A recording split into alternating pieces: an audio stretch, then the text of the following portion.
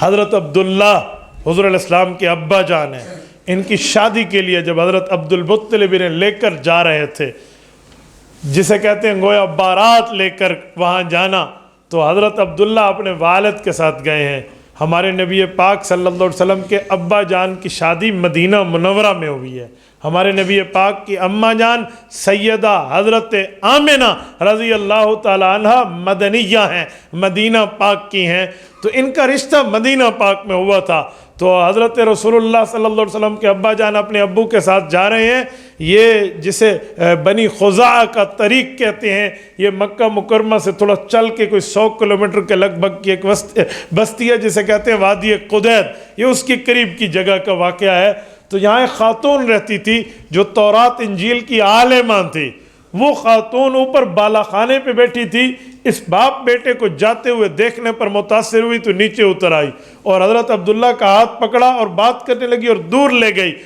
حضرت عبداللہ کو اپنی طرف متوجہ ہو کر اس نے اپنی طرف مائل ہونے کی دعوت دی، تو حضرت عبداللہ قربان جائیں پیغمبر کے والد کی عظمت پہ، عمر 17.5 سال ہے۔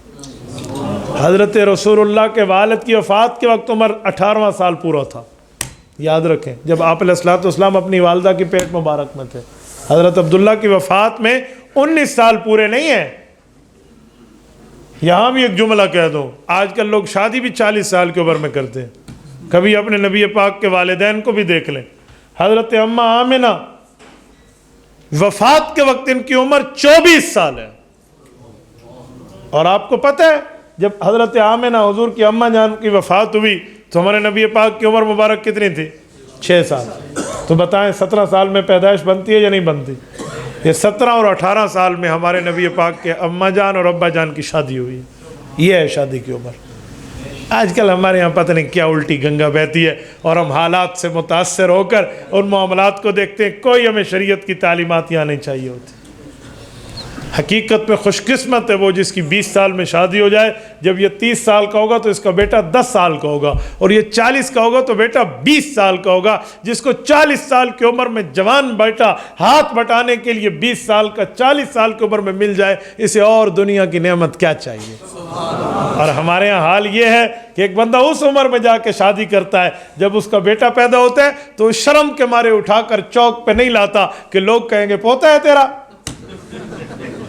آپ ہنستے ہیں، یہ رونے کا مقام ہے۔ ہماری نہج یہ ہے، ہم اتنا گر گئے ہیں شریعت کے احکام سے۔ یہ ہنسنے کی بات نہیں ہے، ہمیں اپنے اندر سے چیزیں توڑنے کی بات ہے۔ گوا دی وہ میراث جو اسلاف سے پائی تھی، ثریا نے زمین پر آسماں سے ہم کو دے مارا۔ یہ علامہ اقبال نے ہمیں ایسے نہیں کہا۔ ہمیں کچھ یہ جلسوں میں بندہ آتا ہے نا تو آنے سے پہلے جو ذہن ہوتا ہے نا، آنے کے بعد وہ ذہن علماء کی بات سن کے بدل کے جائے کہ جو میں لے کر آیا تھا وہ ٹھیک تھا یا جو انہوں نے بتایا وہ ٹھیک ہے۔ ادھر واہ واہ کے لیے بندہ نہ ہے۔ میں نے اسی لیے آپ کو کہا کہ مجھے توجہ چاہیے، مجھے نعرہ نہیں چاہیے، مجھے سبحان اللہ نہیں چاہیے۔ اس کی وجہ میں نعرہ اپنی بیان میں نہیں لگوانے دیتا۔ لوگ ایک نعرہ لگاتے ہیں، کچھ جواب دیں گے کچھ نہیں دیں گے، جو سن رہے تھے وہ مسئلہ ذہن سے نکل گیا، پتہ ہی کچھ نہیں ہے گفتگو کیا ہوئی۔ مجھے اس دن ایک بندے نے کہا مول صاحب نعرہ نہیں لگائیں گے تو مزہ کیسے آئے گا؟ میں نے کہا شب جمعہ کے بیان میں نعرہ لگتا ہے؟ کہتے نہیں۔ میں نے کہا مزہ آتا ہے؟ کہتے بہت اچھا۔ میں نے کہا ریمیڈی تمام میں نعرہ لگتا ہے؟ کہتے جی نہیں۔ میں نے کہا مزہ آتا ہے؟ کہتے جی ایمان تازہ ہو جاتا ہے۔ میں نے انہوں سمجھ کے سن لیا۔ تو اسی لیے شادی کی عمر بھی دیکھنی چاہیے۔ چلو میں بات کر رہا تھا، حضرت عبداللہ کو اپنی طرف اس نے مائل کیا اس عورت نے، تو حضرت عبداللہ نے اسے جواب دیا جی نہیں، آپ نے جس خاندان پہ ہاتھ ڈالا ہے یہ ہاشمیوں کا خاندان ہے، یہ عرب قوم میں سب سے اشرف، سب سے اعلیٰ، سب سے اکرم، سب سے بڑا اکرام و احترام و اعزاز والا خاندان ہے۔ اور ان الکریم یحمل عرضہ و دینہ، جو شریف آدمی ہوتا ہے وہ اپنے مال کا دفاع بھی کرتے ہیں، اپنی عزت کا دفاع بھی کرتے ہیں۔ چھٹک دیا اس کا۔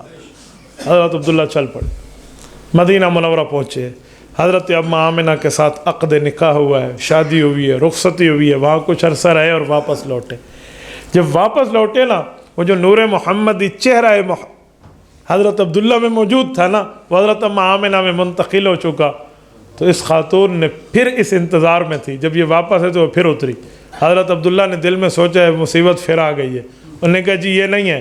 اب کی بار اس نے کہا کہ اب مجھے آپ کی کوئی طلب نہیں ہے، اور یہ بھی سن لو کہ میں کوئی بدکار عورت نہیں ہوں۔ میں نے اپنی کتابوں میں پڑھا ہے، اللہ اکبر، تورات انجیل زبور میں پڑھا ہے کہ جو آخری نبی آئیں گے اس کے والد کا جو نور ہوگا نا وہ اس طرح ہوگا، وہ ساری نشانیاں تجھ میں پوری تھی۔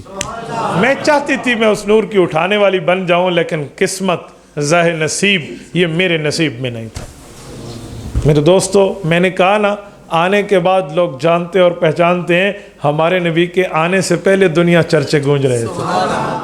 تبارك الذي نزل الفرقان على عبده ليكون للعالمين نذيرا